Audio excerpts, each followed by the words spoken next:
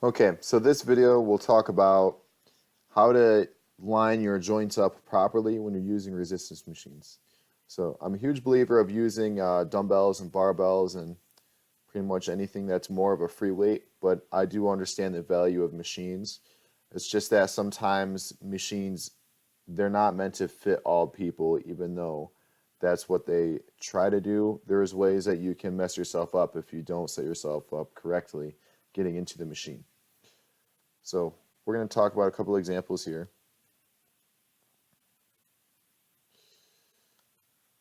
So I'm set up in the machine right now. I want you to look at where my knees are compared to the pad. So my knees, this pad is almost right on top of my knee. So this is not ideal. So yeah, I can still do the reps, but you're at a higher risk of injury here, and you may or may not be recruiting the muscles as well as you would like to or want to when you're not set up in the machine correctly. So you'll see what I'm going to do is I'm going to move out of the machine and I'm going to move the seat forward here. So the latch on the seat's down here to the right. And I'm just going to move the seat up a little bit so my knees won't be underneath the pad. So they're really not underneath the pad. They're just close, which is closer than they should be.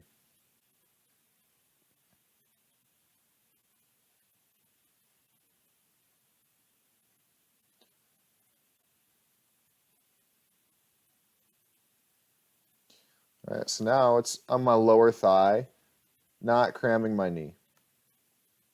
Right? So another thing that's important to consider, my butt is way in the corner between the two pads. Right? I'm sure a lot of this sounds like common sense, but sometimes you'll see people, their butt is up on the edge of the seat. You don't want that. That's going to set your body up into some odd positions. Your butt should be right in the corner.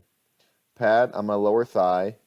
So lower thigh, not my kneecap. It shouldn't be even close. All right. Let's talk about the foot pad.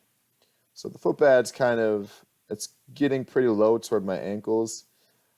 I would say make it a little bit higher than that. This isn't as big of a deal. I'm still doing the reps, but it's probably a little bit better if it's just a little bit higher.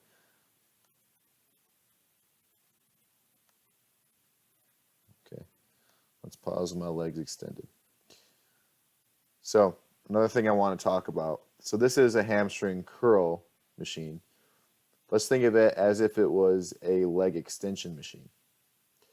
With a leg extension, where the pad will be, it should be on the lower part of your shin in the front.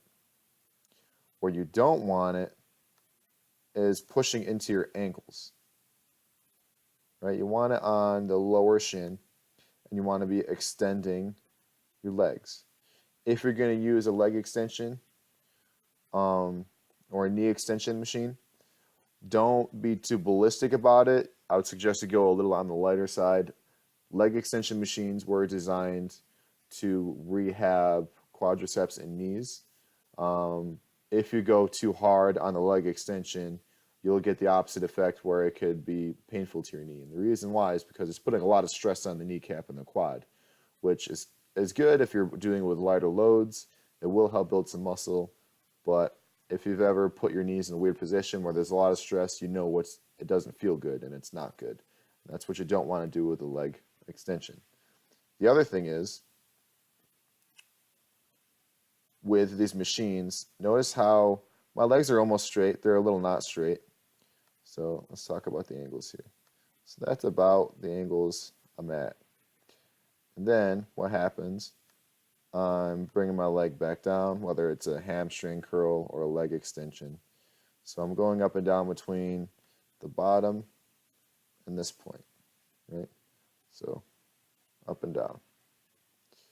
Sometimes in these machines, they will put the leg in a hyperextended position. So this is where my thigh is. Somehow these machines sometimes will push the feet up, right? Obviously, the knees aren't meant to bend that way.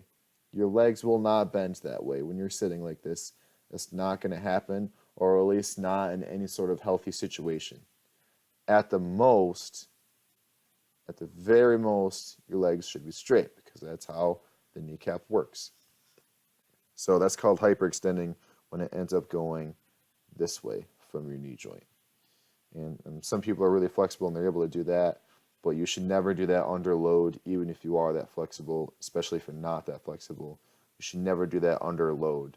So going back to the leg press, that's another reason why you don't lock your knees out, because it could force your knees into a hyperextended position under load, and it should seem obvious that you are at a high risk of injury at that point. All right. So that's the biggest point I want to get at when you're using machines, specifically to the lower body. Make sure you're lining your joints up correctly. Yes, machines can be very helpful, but if you're putting your body in positions where it's just not meant to move, then it's the opposite of helpful. You can't be healthy and fit if you're broken. So let's just try not to break ourselves. Let's try to be better. So there you go.